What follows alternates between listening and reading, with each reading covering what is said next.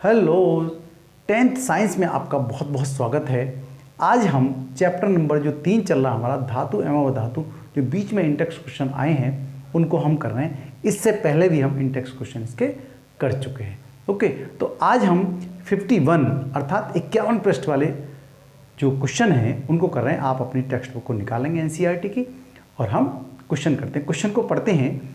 इससे पहले भी हम जो धातुएं अधातुओं से किस तरह से क्रियाएं करती हैं, बहुत सारी बातें उसमें हो चुकी हैं। तो आइए पहला क्वेश्चन देख लेते हैं। सोडियम को केरोसिन में डुबोकर क्यों रखा जाता है? देखो भाई, मिट्टी के तेल में हम सोडियम को क्यों रखते हैं, पोटेशियम को क्यों रखते हैं? क्योंकि कहीं ना कहीं डर रहता है। क्या? आग लगने का डर रहता है। ठीक है, कहीं विस्फोट होता है, आग लगती है, बहुत तेज ऊष्मा निकलती है। क्यों? क्योंकि ये जो सोडियम है बहुत ही तेज क्रियाशील धातु है और सक्रियता श्रेणी में ये ऊपर भी रखी गई हैं, पोटेशियम और सोडियम।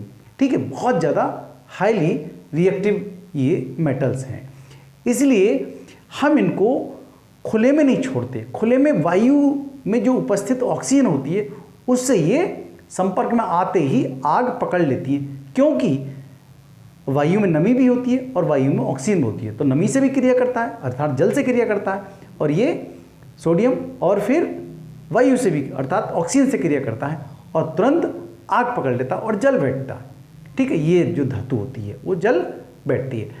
कहने का मेरा अर्थ है, इसका जो ज्वलन ताप होता है सोडियम का, पोटेशियम का, बहुत ही कम होता है। मतलब आग जलने के लिए बहुत ही कम टेम्परेचर की आवश्यकता होती है और इन्हें वातावरण से वो टेम्परेचर मिल जाता है और तुरंत ये आग पकड़ लेते हैं। इस चीज़ से बचने के लिए ना तो ये वाटर में रखे जा रहे हैं, ना ही ये खुले में रखे जा रहे हैं, तो फिर इनको हम बंद कर देते हैं किसमें? मिट्टी के तेल अर्थात केरोसिन ऑयल में। ओके, तो आइए हम देख लेते हैं सोडियम को केरोसिन में डुबोकर क्यों रखा जाता है। तो उत्तर है इसका, सोडियम अत्यधिक क्रियाशील धातु है। ये वायु में उपस्थित ऑक्सीजन से कम ताप पर ही, बहुत ही कम ताप पर क्रिया कर आग पकड़ लेती है और खुद जल जाती है। ऐसा समझ रहे हैं? क्योंकि आग जलने के लिए ऑक्सीजन की आवश्यकता पड़ती है और तुरंत वातावरण से ऑक्सीजन मिल जाती है और वो सोडियम ऑक्साइड बनाती है। इसकी रिएक्शन हम अभी लिखेंगे। अतः सोडियम को सुरक्षित रखने के लिए केरोसिन में डुबोकर रख देते हैं। ठीक है, वाटर से रिएक्शन भी लिखेंगे और सोडियम से ऑक्सीजन की रिएक्शन भी लिखेंगे। देख लेते हैं। देखो भाई, ये तो है सोडियम और ये है ऑक्सीजन। ओके, और जब ये रिएक्शन हुई तो क्या सोडियम ने ऑक्सीजन से रिएक्शन करने के बाद सोडियम ऑक्साइड बना दिए ये, और साथ में ऊष्मा भी निकलती है भाई, ऊष्मा भी ये निकलेगी। तो ये रिएक्शन संतुलित नहीं है। देख लो, संतुलित रिएक्शन करने के लिए जो तीर से पहले के जो अवकार है उनको देख लेते हैं। सोडियम 1 है तो सोडियम यहाँ 2 आ गया, यहीं गड़बड़ हुई है। ठीक है, यहाँ ऑक्सीजन 2 है तो यहाँ ऑक्सीजन 1 है, तो हम ऑक्सीजन 2 कर लेते हैं ना। तो हम नीचे नहीं लिखेंगे, इस कोने पे कुछ नहीं लिखेंगे, यहाँ कुछ नहीं लिखेंगे, उसके नीचे नहीं लिखेंगे, बल्कि जो भी लिखना है हमें संतुलित करने के लिए उसके सामने लिखेंगे। यहाँ लिखेंगे, यहाँ लिखेंगे, यहाँ। ठीक है, उसके सामने। तो ऑक्सीजन 2 है तो ऑक्सीजन यहाँ 1 है, तो यहाँ ऑक्सीजन 2 करने के लिए हमें 2 से गुणा यहाँ कर। जब 2 से गुणा कर रहे हैं तो साथ में क्या हुआ? सोडियम ही 4 हो गया, 2 दूनी 4, तो ये तो गड़बड़ हो गया। तो सोडियम 4 हो गया तो 4 ही मुझे इधर करना चाहिए सोडियम, तो 4 सोडियम मैं यहाँ लिखूंगा, यहाँ कुछ नहीं लिखूंगा, ध्यान रखें। अब देखें, सोडियम 4, ये थोड़ा सा दिखाई कम दे रहा होगा आपको, ऐसे लिखो इसे। ठीक है, ऑक्सीजन 2 तो ऑक्सीजन 2, इस तरह से ये समीकरण संतुलित हो जाती है। ओके, तो सोडियम ऑक्साइड बनाते हैं और ऊष्मा निकलती है। अब बात आती है क्या वाटर से रिएक्शन करके हम दिखा देते हैं यहाँ पर वाटर वाली भी। ये क्या है? सोडियम है, ये लिख देते हैं हम सोडियम। ये क्या है? ऑक्सीजन, लिख लेना भाई आप अपने आप, ऑक्सीजन। और ये क्या है? Sodium oxide, okay, sodium oxide है। इसकी रिएक्शन को हम सोडियम के साथ वाटर की रिएक्शन भी दिखा सकते हैं। वाटर भाई, वातावरण में पानी भी तो होता है। ठीक है, तो क्या बनाएगा? सोडियम हाइड्रोक्साइड बनाता है वो, सोडियम हाइड्रोक्साइड NaOH बनाता है, और हाइड्रोजन गैस बहुत ही तेजी के साथ निकलती है और जैसे ही ऑक्सीजन के संपर्क में आती है वातावरण में तुरंत आग लग जाती है और सोडियम भी जलने लगता है, और ये ऊष्मा भी निकलती है साथ में इसके। सही बात है ना, ऊष्मा। तो ये सोडियम है, संतुलित करें समीकरण, देखो सोडियम 1 है, सोडियम 1 है, बहुत सही है। हाइड्रोजन 2 है तो हाइड्रोजन यहाँ 2 है, लेकिन ऑक्सीजन यहाँ 1 है तो ऑक्सीजन यहाँ 1 है। हाइड्रोजन यहाँ 2 है तो यहाँ हाइड्रोजन 2 ये है और 1 ही है, तो इसलिए हमें यहाँ बढ़ाना पड़ेगा हाइड्रोजन को। तो बढ़ाने के लिए मुझे यहाँ पर नहीं लिखना बल्कि यहाँ लिखना होगा 2, तो 2 लिख देता हूँ मैं यहाँ। तो 2 दूनी 4, तो 4 हाइड्रोजन हो गई। तो यहाँ हाइड्रोजन सिर्फ कितनी है, 1, तो मुझे यहाँ करना होगा सोडियम के आगे इस जगह लगा सोडियम ये, तो सोडियम भी यहाँ 2 हो गया और ऑक्सीजन भी 2 हो गया और हाइड्रोजन भी 2 हो गई। इसलिए सोडियम के साथ साथ यहाँ बढ़ने के साथ साथ यहाँ हाइड्रोजन भी बढ़ी, तो सोडियम भी हम यहाँ बढ़ा लेते हैं। देखो 2 ऑक्सीजन हो गई तो 2 ही ऑक्सीजन हो गया। इसके सामने देखते हैं ये सब चीज़, ये भी 2, ये भी 2, ये भी 2, तो देखो हाइड्रोजन 2 तो हाइड्रोजन 2, 4 हाइड्रोजन तो 2 दूनी 4 हाइड्रोजन, इसलिए हमें 2 यहाँ और लिखना होगा। तो ये हो गया आपका सोडियम, ये हो गया आपकी संतुलित समीकरण। ये पानी हो गया जल, ओके, और ये सोडियम हाइड्रॉक्साइड हो गया, सोडियम हाइड्रॉक्साइड लिख सकते हैं आप, हाइड्रॉक्साइड, ओके, हाइड्रॉक्साइड लिख लेना भाई, जगह कम है मेरे पास। ये हाइड्रोजन हो गई, ये क्या हो गई हाइड्रोजन, और ये ऊष्मा निकल गई। इस तरह से ये कंप्लीट हो जाती है। अब इन चीज़ों से बचने के लिए ये रिएक्शन ना हो इसलिए हम इनको मिट्टी के तेल में रखते हैं, चाहे वो सोडियम हो चाहे वो पोटेशियम हो। सोडियम भी और पोटेशियम लगभग एक ही जैसी ये तेजी के साथ में ऊष्मा प्रोवाइड कराती हैं। अब प्रश्न नंबर 2 देख लीजिए भाई, क्या लिखा है, इन अवक्रियाओं के समीकरण लिखिए। कौन कौन सी अवक्रिया होंगी, भाप के साथ आयरन, आयरन को कहाँ रखें हम, भाप के साथ, भाप मीन्स जल है, वो भी बहुत तेज गैस के रूप में है, वो लिखेंगे हम। यहाँ उत्तर लिख लें, सामने आपको दिख जाएगा, बढ़िया, ठीक है। उत्तर देखो, फर्स्ट उत्तर इसका है, क्या है, आयरन। तो आयरन तो है ये Fe, और है क्या इसके साथ, भाप, भाप मीन्स है जल, वो भी बहुत ही हॉट, वो भी गैस के रूप में जल होगा। किसमें, गैस के रूप में जल होगा ये, और ये ठोस होगा, ठोस को सॉलिड लिख रहे हैं। फिर जब रिएक्शन आएगी तो भी ये सॉलिड में आएगा। देखो H2O, तो यहाँ पर ऑक्साइड बनेंगे Fe3O4, ठीक है, ये आयरन ऑक्साइड हो गया। कैसा हो गया, आयरन ऑक्साइड, ऑक्साइड लिख सकते हैं आप, ठीक है, आयरन ऑक्साइड। और ये भी कैसा होगा, ये भी सॉलिड ही होगा, ठीक है। साथ में क्या होगा, यहाँ हाइड्रोजन गैस निकलेगी, हाइड्रोजन गैस निकलेगी। भाई जो आयरन होता है वो ठंडे जल के साथ रिएक्शन नहीं करता और ना ही गर्म जल के साथ रिएक्शन करता है। तो फिर जल की दूसरी फॉर्म है, तीसरी फॉर्म, वो है गैस, बहुत ही तेज हीट जो होती है। तो हीट है ये, कैसी है, गैस के रूप की है, ठीक है, नहीं ये है हीट है ये, और ये क्या गया आपका आयरन। इस तरह से हम पूरी बात, क्या ये रिएक्शन संतुलित, तो संतुलित करने के लिए तो हमें संतुलित करनी होगी। क्या है, देखो आयरन कितनी 3 हैं, तो सबसे पहले मैं ना आयरन को ही सेट कर दूं। देखो ये आयरन सेट कर दिया हमने, आयरन 3, तो आयरन 3 परमाणु। ऑक्सीजन के 4 हैं, तो यहाँ ऑक्सीजन कितनी है, सिर्फ 1, तो इसका मतलब मुझे यहाँ ऑक्सीजन 4 करने के लिए 4 से यहाँ गुणा होगा, तो 4 तो ऑक्सीजन हो गई, लेकिन साथ साथ हाइड्रोजन 4 दूनी 8 हाइड्रोजन हो गई, तो हाइड्रोजन 8 करनी होगी। देखो हाइड्रोजन नहीं है, यहाँ हाइड्रोजन, तो 4 से गुणा यहाँ, तो 4 दूनी हाइड्रोजन यहाँ पर 8 हो गई, यहाँ हाइड्रोजन 8 हो गई, ऑक्सीजन 4 हो गए, ऑक्सीजन 4 हो गए, यहाँ 3Fe। इस तरह से ये रिएक्शन कंप्लीट आपकी हो जाती है, सही है। अब अगला क्वेश्चन देखेंगे, जल के साथ कैल्शियम तथा पोटेशियम। देखो भाई 2 रिएक्शन है यहाँ पर, एक तो कैल्शियम के साथ और एक पोटेशियम के साथ। किसकी, जल के साथ। ये भी जल था, हालांकि ये दूसरी फॉर्म थी।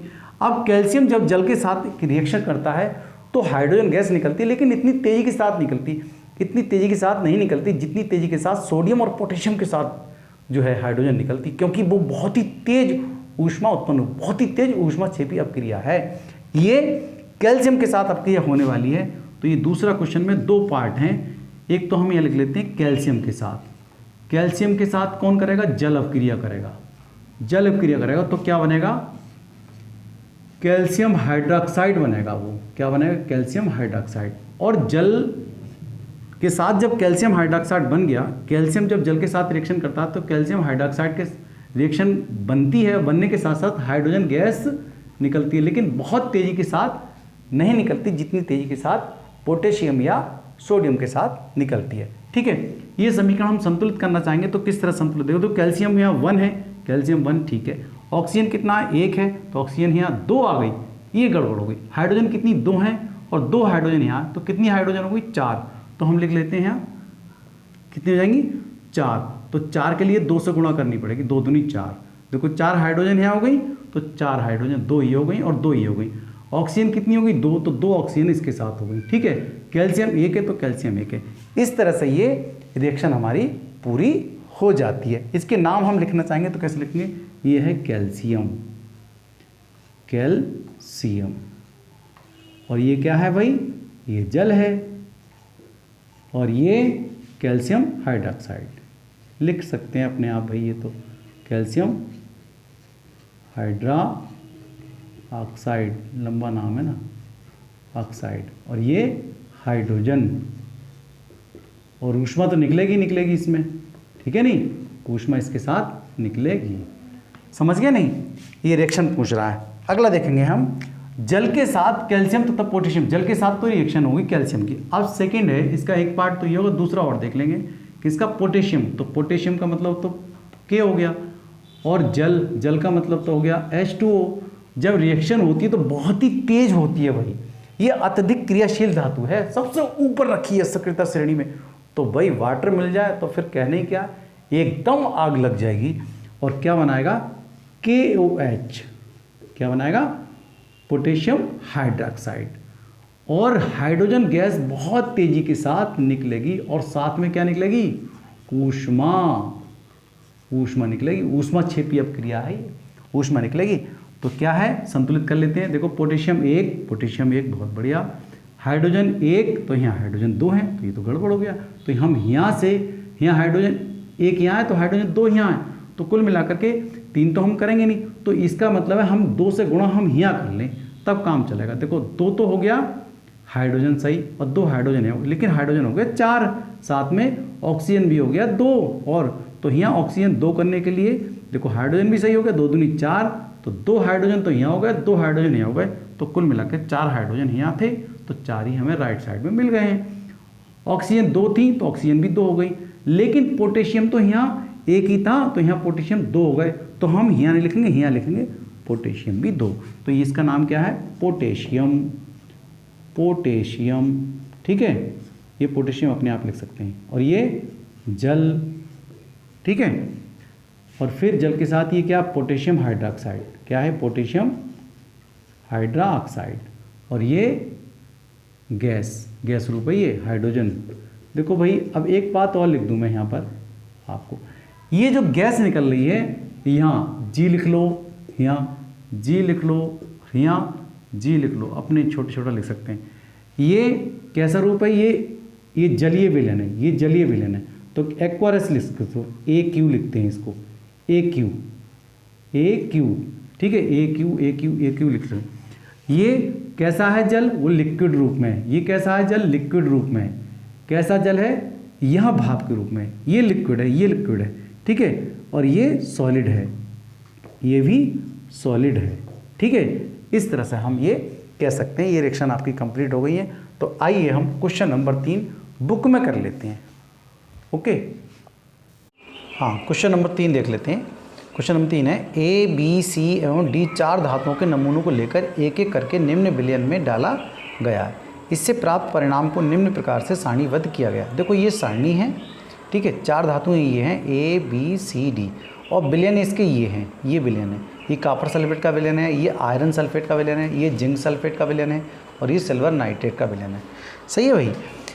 अब इसमें एक एक करके हम ये जो धातुएं इनमें डालें, फिर इनमें डालें, इनमें डालें, इनमें डालें, ये देखना चाह रहे हैं। तो इसको समझने से पहले मैं आपको सक्रियता श्रेणी को एक बार फिर दिखाना चाहता हूँ कि सक्रियता श्रेणी में बात हमारी क्या थी। ये 50 पृष्ठ पे देख लेंगे, अपनी जो किताब है आपकी, उसी किताब की बात कर रहे हैं। देखो यहाँ पर जो धातुएं हैं, सबसे ऊपर रखी जो धातु है वो पोटेशियम है, ये सबसे अधिक अपक्रियाशील है, और सबसे धीरे धीरे जैसे जैसे नीचे आते हैं तो सबसे कम अपक्रियाशील धातु गोल्ड है। तो जो पोटेशियम है अपने से नीचे रखी धातु को उसके विलयन से हटा देगा। सोडियम कैल्शियम को हटाएगा, कैल्शियम मैग्नीशियम को हटाएगा, कैल्शियम से नीचे जितनी भी धातुएं हैं उसके विलयन से सब हटा देगा कैल्शियम। ठीक है, एल्युमिनियम से नीचे जितनी धातु रखी हैं वो आयरन को हटा देगा, एल्युमिनियम, जिंक को भी हटाएगा, कॉपर को भी हटाएगा, मरकरी और सिल्वर गोल्ड सबको हटा देगा। ठीक है, लेकिन जैसे जिंक चाहे कि एल्युमिनियम को हटा दे उसके विलयन से, तो ये संभव नहीं है। ऐसी मैग्नीशियम कैल्शियम को नहीं हटा पाएगा, कैल्शियम सोडियम को नहीं हटा पाएगा, सोडियम पोटेशियम को नहीं हटा पाएगा, उसके विलयन से मतलब विस्थापित नहीं कर पाएगा। ठीक है, तो विस्थापित कौन करता है? पोटेशियम सोडियम को विस्थापित कर देगा, सोडियम से नीचे जितनी धातु रखी है सोडियम सबको विस्थापित कर देगा, लेकिन सोडियम ऊपर वाली धातु को विस्थापित नहीं कर पाएगा। उसी तरह से आयरन है, आयरन से नीचे रखी धातुएं जितनी हैं वो आयरन सबको विस्थापित कर देगा उसके विलयन से, लेकिन आयरन से ऊपर रखी धातुएं जितनी हैं वो विस्थापित नहीं कर पाएगा। ये बात आप पहले भी अच्छे ढंग से जान चुके हैं। ठीक है, तो यही देख रहे हैं। तो जो धातुएं हैं या तो वो यहाँ है या यहाँ है या यहाँ कहीं ना कहीं रखी हुई हैं, ये धातुएँ, उनके नाम हम नहीं गिना रहे हैं, ABCD कहीं मान ले रहे हैं उन्हें। ठीक है, तो हम विस्थापन कौन कर रहा है किसको, तो हम इस आधार पर इस सारणी को चेक कर लेते हैं। देखो भाई, हम सबसे पहले देखते हैं एक कोई अवक्रिया नहीं करता आयरन सल्फेट से, कोई अवक्रिया नहीं करता, लेकिन कॉपर सल्फेट को वो उसके जलीय विलयन से विस्थापन अवक्रिया करता है। यहाँ कोई चीज़ शो नहीं की गई, यहाँ सोई नहीं, तो जो चीज़ दिखा रहा है उसको हम देख रहे हैं। ठीक है, जैसे B है, B विस्थापन अवक्रिया करता है आयरन से, यहाँ कोई शो नहीं कर रहा, यहाँ कोई अवक्रिया नहीं करता, यहाँ कोई शो नहीं हो। ठीक है, तो C है, कोई अवक्रिया नहीं, कोई अवक्रिया नहीं, कोई अवक्रिया नहीं, लेकिन सिल्वर नाइट्रेट के विलयन से सिल्वर को विस्थापित कर देता है। सही है।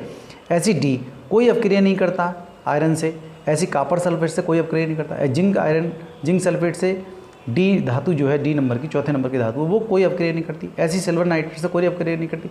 इसका मतलब जो D धातु है वो सबसे नीचे रखी हुई है। मतलब लो मैं एक पेपर पे लिख करके जल्दी से बता देता हूँ। देखो ये मैंने लिखी है, ये सबसे ऊपर है और ये सबसे नीचे है। ये सबसे कम अपक्रियाशील धातु है, सबसे कम, ये सबसे कम है। सही है भाई, ये सबसे कम है। और फिर सबसे अधिक ये है, सबसे अधिक अवक्रियाशील,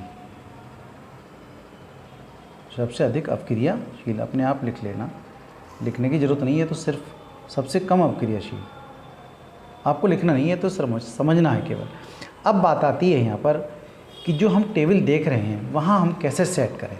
देखो भाई, सबसे नंबर D को ही देख लो कि कोई अवक्रिया नहीं कर रहा, किसी से भी कोई अवक्रिया नहीं कर रही, इसका मतलब है वो सिल्वर नाइट्रेट को भी नहीं हटा पा रही। इसका मतलब ये हुआ कि सिल्वर नाइट्रेट, सिल्वर तो ये रहा, सिल्वर को विस्थापित नहीं कर पा रही, इसका मतलब वो यहाँ है, सिल्वर से नीचे है, मतलब सिल्वर को विस्थापित करती तो सिल्वर से ऊपर होती, तो D नंबर धातु यहाँ कहीं है।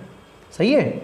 चलो अब अगला देखते हैं। अब C नंबर देख लो। अब देखो कोई अवक्रिया यहाँ नहीं कर रहा, कोई अवक्रिया यहाँ नहीं हो रही, कोई अवक्रिया यहाँ नहीं हो रही, विस्थापन कर रहा है किसको? सिल्वर को। सिल्वर को विस्थापित कौन कर रहा है? C number. तो इसका मतलब वो सिल्वर से ऊपर रखी हुई है, मतलब Ag से ऊपर रखी हुई है, तो यहाँ पर कहीं C होगी जब वो सिल्वर को विस्थापित कर रहा है उसके विलयन से।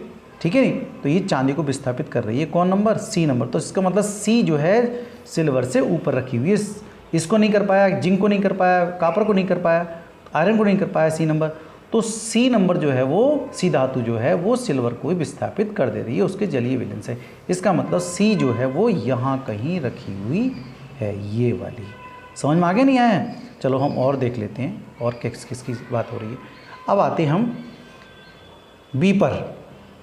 देखो B जो है वो विस्थापित, आयरन को ही विस्थापित कर देता है, कॉपर पे कोई रिएक्शन नहीं है इसका, जिंक का कोई रिएक्शन नहीं है, जिंक का रिएक्शन नहीं है इसका। इसका मतलब वो आयरन जो है, आयरन से ऊपर रखी हुई है ये धातु कौन? B। परंतु जिंक से नीचे है जहाँ कोई अवक्रिया ही नहीं हो रही है, तो आयरन से तो ऊपर है, जिंक से नीचे, इसका मतलब B नंबर यहाँ कहीं है। सही है भाई। यहाँ B जो है आयरन से ज़्यादा अवक्रियाशील है, तभी तो उसके जलीय विलयन से ये B हटा देती है, क्योंकि अवक्रियाशीलता ऊपर की तरफ बढ़ रही, तो ये सबसे ऊपर है इस समय B, तो B जो है वो आयरन को हटा देती है। अब आते हैं A नंबर। यहाँ आयरन कोई अवक्रिया ही नहीं कर रहा है, कौन? A number. आयरन से कोई अवक्रिया नहीं करता, लेकिन कॉपर को विस्थापन कर रहा है, कॉपर को विस्थापित कर, इसका मतलब कॉपर से ऊपर है, लेकिन आयरन से कहीं नीचे है, इसका मतलब यहाँ कहीं है वो। कौन? ए नंबर यहाँ कहीं है। ये हाइड्रोजन, हाइड्रोजन की कोई बात नहीं हो रही है भाई, यहाँ कहीं है ए नंबर, ठीक है। यहाँ हो सकता है, लेकिन आयरन से नीचे है और कॉपर से ऊपर है, तो यहाँ कहीं हो सकता है। तो ए नंबर तो रह गया आपका ये आपको लिखना नहीं है भाई, ये आपको लिखना नहीं है, क्योंकि मैं तो बता रहा हूँ ये, ठीक है। तो यहाँ बी है, तो यहाँ ए है, यहाँ सी है, यहाँ डी है। तो अब हम क्वेश्चन देख लेते हैं किस किस तरह से ये पूछे जा रहे हैं। देखो भाई, बहुत बढ़िया सवाल है ये। क्वेश्चन है, इस सारणी का उपयोग कर धातु ए, बी, सी एवं डी के संबंध में निम्न प्रश्नों के उत्तर दीजिए। सबसे अधिक अपक्रियाशील धातु कौन सी हुई? तो तुम जान रहे हो भाई, देखो टेबल में हमने बना ली। तो सबसे अपक्रियाशील धातु कौन सी? सबसे जो ऊपर है, तो बी सबसे अपक्रियाशील धातु हो गई। सही है। अगला है, धातु बी को कॉपर सल्फेट के विलयन में डाला जाए तो क्या होगा? देखो कॉपर सल्फेट, तो भैया आप जान रहे हैं बी तो क्या है? सबसे ज़्यादा अपक्रियाशील है, चाहे वो इसको भी हटाएगी, इसको भी हटाएगी, इसको भी तो कॉपर सल्फेट को क्या करेगी? वो विस्थापित कर देगी यहाँ से। भाई आयरन से ऊपर रखी हुई है बी धातु, ये जो धातु है वो आयरन को हटा रही है, तो कॉपर सल्फेट को तो हटा ही देगी। यहाँ पर क्या होगी फिर? वो यहाँ पर विस्थापन अपक्रिया देगी। ये बी का आंसर हो जाएगा कि वो विस्थापन अपक्रिया होगी। मैं आपको अभी लिख करके दिखा रहा हूँ आंसर, ठीक है। नंबर 3, धातु ए, बी, सी तथा डी को अपक्रियाशीलता के घटते हुए क्रम में व्यवस्थित कीजिए। तो देखो अपक्रियाशीलता के घटते हुए, तो सबसे ज़्यादा अपक्रियाशील कौन है इस समय? बी, फिर ए, फिर सी, फिर डी। तो सबसे ज़्यादा ऊपर रखेंगे हम बी को, फिर ए रखेंगे, फिर सी, फिर डी। चलिए हमने लिखे हैं ये आंसर, आपको एकदम पता चल जाएगा। तीनों आंसर मैंने इस तरह से दे दिए हैं। देखो धातु बी सबसे अधिक अपक्रियाशील धातु है, ये इसका आंसर आपको मिल ही गया, ठीक है। ये वाला सबसे अधिक अपक्रियाशील धातु कौन सी है? धातु बी सबसे अधिक अपक्रियाशील धातु है। अब आता है, धातु बी को कॉपर सल्फेट के विलयन में डाला जाए तो क्या होगा? विस्थापन अपक्रिया होगी। ओके। नंबर 1, धातु ए, बी, सी एवं डी को अपक्रियाशीलता के घटते हुए क्रम में व्यवस्थित कीजिए। सबसे अधिक सक्रिय धातु कौन सी हुई? बी हुई, फिर ए हुई, फिर सी हुई, फिर सबसे कम सक्रिय धातु डी हुई। इस तरह से ये तीसरे क्वेश्चन का आंसर आपको सही ढंग से मिल ही गया होगा। चलो भाई आगे देखते हैं बोर्ड पे अब। ओके, हाँ अब क्वेश्चन नंबर 4 देख लेते हैं। अपक्रियाशील धातु को तनु हाइड्रोक्लोरिक अम्ल में डाला जाता है तो कौन सी गैस निकलती है? आयरन के साथ तनु H2SO4 की रासायनिक अपक्रिया भी लिखनी है।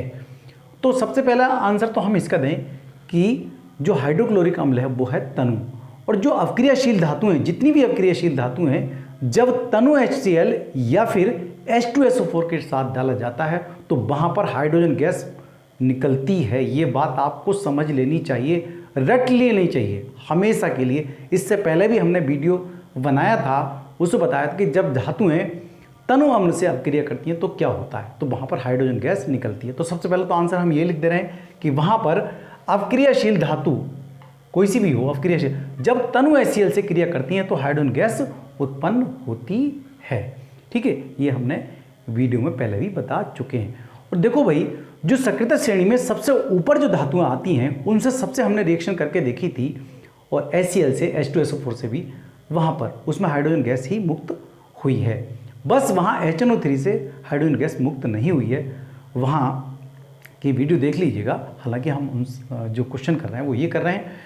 देखो, तो यहाँ पर हम H2SO4 से क्रिया कराएंगे, किसकी? आयरन की। एक बात तो ये है। और हाइड्रोजन गैस मुक्त कब हुई है? जब तनु HCl हमने ले लिया है। तो कौन सी गैस निकलती है? तो निकलती है हाइड्रोजन गैस। देखो, सक्रियता श्रेणी को लिखने से बहुत लाभ हैं, आप कोई सा भी क्वेश्चन आसानी से करते हैं। तो हम पहले क्वेश्चन को लिखने से पहले, करने से पहले यहाँ सक्रियता श्रेणी लिख ही लेते हैं, बहुत जल्दी याद भी है आपको। सबसे पहले क्या है? पोटेशियम, फिर सोडियम है। किस तरह से याद किया गया था?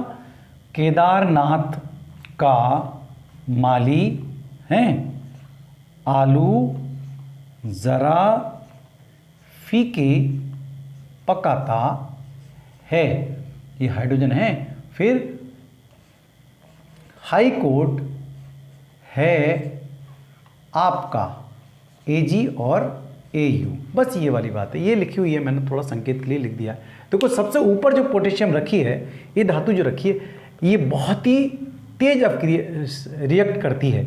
पोटेशियम, सोडियम, कैल्शियम, उससे कम सक्रियता, सबसे कम सक्रिय जो धातु है वो नीचे Pt, प्लेटिनम या गोल्ड है। ठीक है। तो यहाँ कैल्शियम मैग्नीशियम को हटाएगा, मैग्नीशियम एल्युमिनियम को हटाएगा, एल्युमिनियम जिंक को हटा देगा, तो जिंक आयरन को आसानी से हटा देगा उसके जलीय विलयन से। तो किस तरह से हम देख रहे हैं, आइए अब हमें देखनी है आयरन की रिएक्शन तनु H2SO4 के साथ। तो जो ऊपर वाली जो धातुएं हैं वो आराम से उसके जलीय विलयन से हाइड्रोजन को हटा देंगी और खुद अपना स्थान ले लेंगी। तो आइए उसको करके देख लेते हैं। देखो भाई, यहाँ आयरन की बात कर रहे हैं, तो आयरन यहाँ सेकेंड लिया गया है। सेकेंड का मतलब है यहाँ आयरन की वैलेंसी 2 और 3 होती है, तो यहाँ पर हम सल्फेट के हिसाब से 2 यूज़ करेंगे। तो आयरन प्लस किसका, H2SO4, देखो ध्यान से H2SO4, ठीक है। आयरन के साथ तनु H2O4, कौन सा ले रहे हैं, तनु अम्ल ले रहे हैं, सल्फ्यूरिक अम्ल,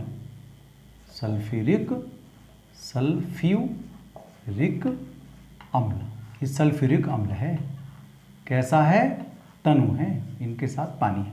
तो ये रिएक्शन जब होगी तो देखो आयरन कहाँ है, हाइड्रोजन से ऊपर रखा है, तो हाइड्रोजन से ऊपर रखा है तो एकदम आयरन जो है हाइड्रोजन को हटा देगा इस जगह से, ठीक है। तो ये विस्थापन कर देगा, तो ये आ जाएगा यहाँ पर FeSO4, ठीक है, FeSO4 हो जाएगा और यहाँ से हाइड्रोजन गैस ये निकल जाएगी। तो कौन सी गैस मिली हमें, हाइड्रोजन, ओके, हाइड्रोजन गैस, और वो गैस का रूप मिला। और ये कैसा है, FeSO4, ये एक्वरस है, जलीय विलयन है इसका, एक्वरस, और ये भी जलीय विलयन ही है, ये इसका क्या है, जलीय विलयन, ओके, सल्फ्यूरिक। और ये क्या है, आयरन। तो उसने यही बात तो बताई थी भाई, आयरन और H2SO4 को लें तो क्या मिलेगा, आयरन सल्फेट मिल गया। क्या मिल गया हमें, ये आयरन सल्फेट, आयरन सल्फेट हमें मिल गया है, ठीक है।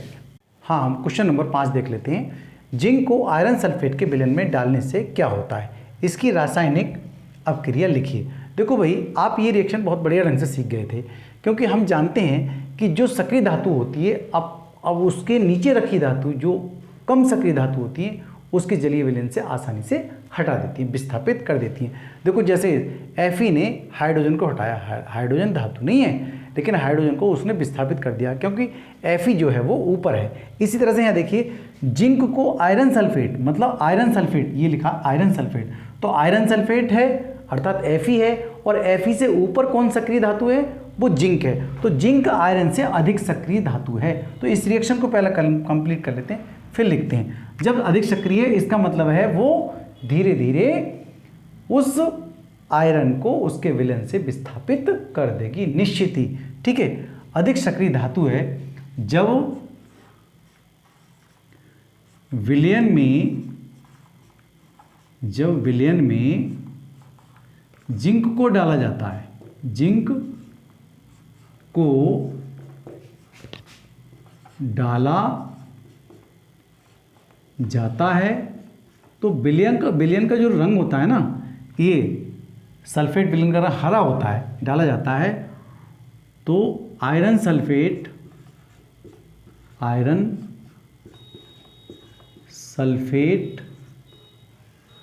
का हरा रंग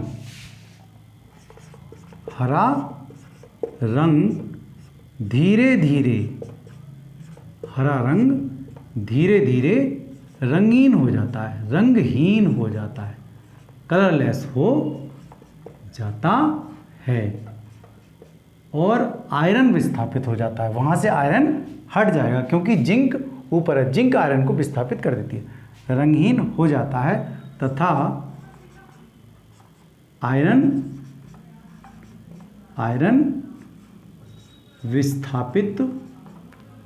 विस्थापित हो जाएगा, या हो जाता है, लिख जाता हूँ, हो जाता है। करके देख लेते हैं कैसे होता है, हो जाता है। देखो भाई, जिंक तो ये रही आपकी जिंक, और आयरन सल्फेट, तो आयरन सल्फेट का अर्थ तो ये हुआ, यहाँ जो सल्फेट के अनुसार ही इसकी वैलेंसी 2 है, यहाँ आयरन सेकेंड लिखा है ना, तो उसकी बात कर रहा हूँ मैं।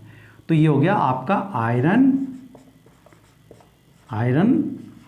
सल्फेट, और वो भी कैसा है ये, एक्वरस मतलब जलीय है ये, ठीक है। और ये रंग कैसा है, हरा रंग, हरा रंग। और ये सॉलिड है जिंक। जब इसके विलयन में डाला गया जिंक, तो जिंक ने कहा हटो भाई तुम, कि धीरे धीरे इसका रंग बदल दिया, तो जिंक आ गया उसकी जगह, किसकी जगह, आयरन की जगह, तो जिंक सल्फेट बन गया। और ये है अब भी वही जलीय ही है, तो इसका रंग कैसा हो गया, रंगहीन। जिंक सल्फेट कैसा है ये, रंगहीन है, रंगहीन, ठीक है। और क्या निकला फिर यहाँ से, Fe को उसने अलग कर दिया बेचारे को, ये वाला हिस्सा इधर चला गया, ठीक है। और ये रह गया आयरन। इस तरह से आपकी रिएक्शन कंप्लीट हो जाती है। मतलब जिंक आयरन से अधिक सक्रिय धातु है। जब विलयन में जिंक को डाला जाता है, छूट गया भाई, डाला जाता है, तो आयरन सल्फेट का हरा रंग धीरे धीरे रंगहीन हो जाता है, जल्दी जल्दी में जाता है, तथा आयरन विस्थापित हो जाता है, ठीक है। डाला जाता है तो, और लिखना भैया, चलो। तो आयरन सल्फेट का हरा रंग धीरे धीरे रंगहीन हो जाता है तथा आयरन विस्थापित हो जाता है। इस तरह से ये कंप्लीट हो गया है। ओके।